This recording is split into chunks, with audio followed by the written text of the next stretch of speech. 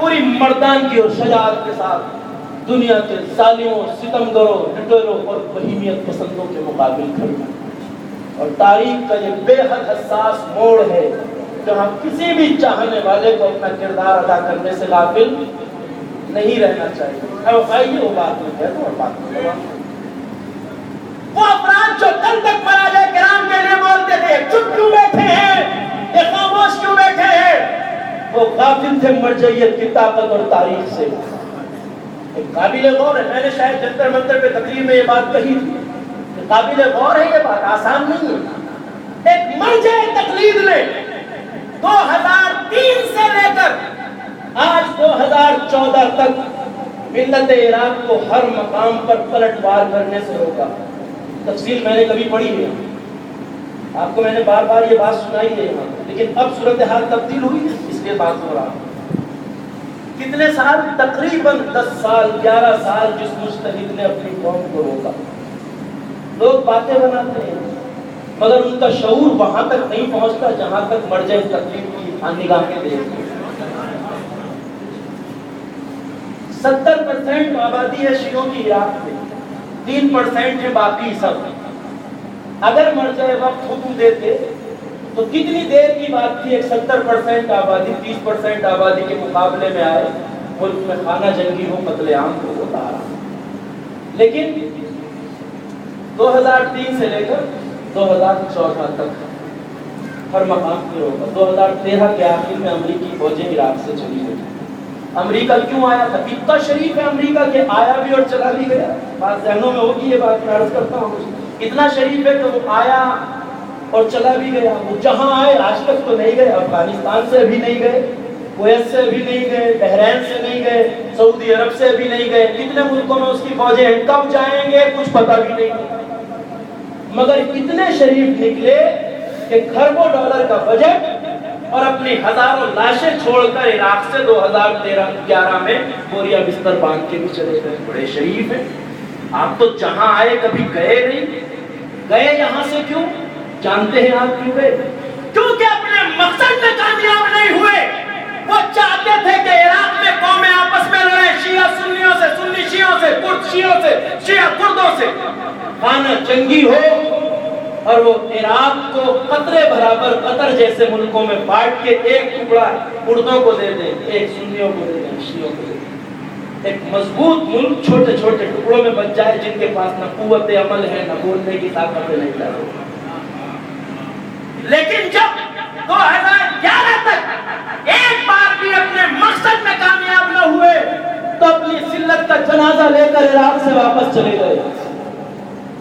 Washington میں کسی امریکی تھنک ٹینک نے علل اعلان یہ بات کہی، علل اعلان، کہ عراق میں اگر امریکہ کو ویتنام سے زیادہ ذلتناک شکست برداشت کرنا پڑی ہے تو یہ شکست اور ہار کسی فوج کے مقابل میں نہیں ہوئی، کسی لشکر کے مقابل میں نہیں ہوئی، کسی حکومت کے مقابل میں نہیں ہوئی۔ کہتا ہے اگر پورا یہ سپر طاقت امریکہ عراق میں ہارا ہے تو فوجوں سے نہیں، لشکروں سے نہیں، حکومت سے نہیں، تنہا ایک آدمی سے ہارا ہے اور اس کا نام ہے سید علی سیستانی۔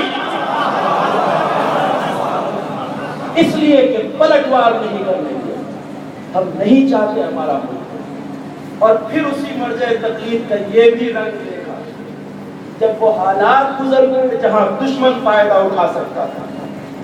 کل بھی وہی تھے، کل 11 سال تشدد کیا، کبھی کربلا میں جنازے گرے، کبھی سامرہ میں، کبھی نجف میں، سامرہ میں روزے تک مسمار کیے گئے، لیکن جس مرجع تقلید نے ہر مقام پہ روکا، جس نے کل 11 سال روکا، اب جب حالات بدلے تو اسے کہتے ہیں مرجعیت کی نظر۔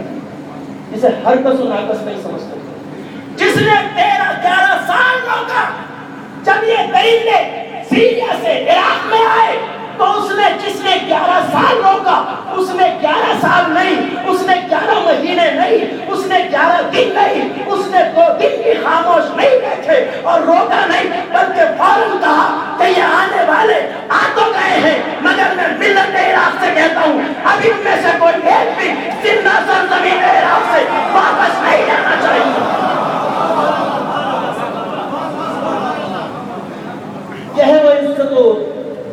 درندگی کی تاریخ جو ہم اپنے مراجع کرام علماء کرام کی سرپرستی میں آگے لے کے چلتے ہیں. شیعت حسینیت عزت علویت کا یہ وہی راستہ ہے. علی کیسے امام کا نام ہے, اس کی تاریخ گواہ ہے, اس نے کبھی کسی پہ ذرہ برابر ظلم نہیں کیا.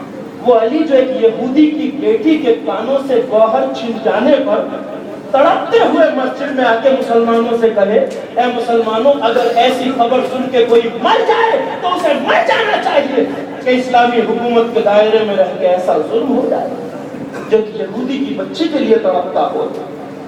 آج ہر طرف ظلم و بربریت ہے, بھوکمری کا دور ہے, انسان بھوکے مر رہے ہیں. صومالیہ, ایتھوپیا, دیکھ لیجیے افریقہ میں انسانوں کے بدن ایسے ہیں کہ گوشت نظر نہیں آتا, صرف ہڈیوں کے پیچھے. کس نے چھینا ہے ان کا رزق؟ سڑکوں پہ پڑے ہوئے ان انسانوں کے آشیانے کس نے چھینے؟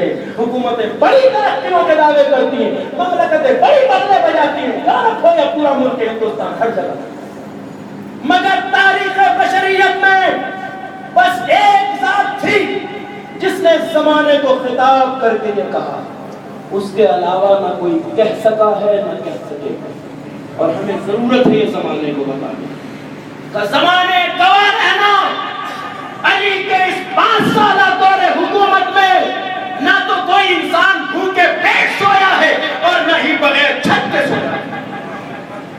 ایسا امام عدل و انصاف علی ابن ابی طالب. ہم اسی عدالت کے علم بردار ہیں. دشمن ہمارا زمانہ اسی لیے, ہم اسی سماجی انصاف کے لیے آواز اٹھاتے ہیں, ہم اسی بشریت کے لیے انصاف کے تقاضے ہیں, اسی عدالت کے متقاضی, ظلم و جور کے خلاف. اور بس یہی راز ہے.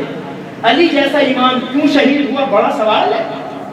اس سوال کا جواب جارج جرداق اپنی کتاب میں دیتا ہے, ندائے عدالت انسانی. عربی کتاب لکھی ہے صوت العدالت الانسانیہ, انگریزی میں بھی موجود ہے the voice of human justice. George Jordac لبنان کا عیسائی مورخ. ایسی مایہ ناز کتاب جس کے لیے میں نے آیت اللہ رفسنجانی کو کہتے سنا ہے کہ ہمارے زمانے طالب علمی تک مولا علی کی سیرت پر اتنی جامع کتاب منظر عام پہ نہیں آئی جیسی جارج جرداق نے لکھی. اتنی معرکۃ الآراء کتاب, ایسی کتاب جارج جرداق اس میں لکھا ہے. اب میں بتاؤں آپ کو, علی کا کردار وہ ہے جس کے آگے صدیاں زمانے سر جھکاتے ہیں. یہ کتاب چھپی اس کے بعد کے ایڈیشنوں میں, ایک مقدمے میں ایک عیسائی مورخ, دوسرا اسی لبنان کا میخائیل نعیمہ واضح لفظوں میں لکھتا ہے واقعہ ربط مسائل. واقعہ لکھتا ہے, کہتا ہے کہ جارج جرداق نے جب علی کے لیے یہ کتاب لکھی, بڑی انگریزی اور محنت کے بعد, جو آج پوری دنیا میں شاہکار ہے سیرت مولا کی, جب یہ کتاب لکھی تو میخائیل نعیمہ لکھتا ہے جارج جرداق اسے لے کر بیروت کے مسلمان پبلشروں کے پاس لے گیا. ہر کسی کو مسودہ دیتا تھا, میں نے یہ کتاب لکھی ہے, چھاپ دے دی. ہر کوئی اپنی ٹیبل سے مسودے کو سرکا دیتا تھا, جارج ہم اسے نہیں چھاپ سکتے, پتہ نہیں پیسہ نکلے گا نہیں نکلے گا واپس. کسی نے اس کتاب کو جب پورے بیروت میں نہیں چھاپا تو لکھتا ہے میخائیل نعیمہ کہ جارج جرداق بڑا اداس چرچ کی ایک بینچ پر بیٹھا.